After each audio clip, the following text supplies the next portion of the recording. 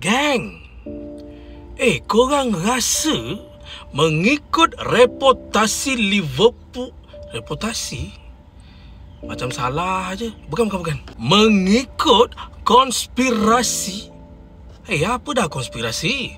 Liverpool ada konspirasi ke? Bukan. Mengikut pressing. Apa kerja dah pressing pula? Liverpool mana main pressing dah? Bukan. Sorry. Yang kali ni betul Mengikut prestasi. Prestasi Liverpool sekarang ni, korang rasa masih relevan ke kepala botak tu, Arne Slot? Ni aku tanya tau.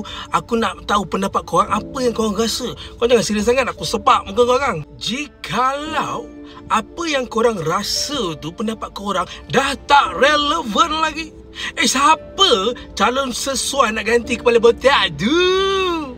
Kau rasa siapa? Dia? Komen.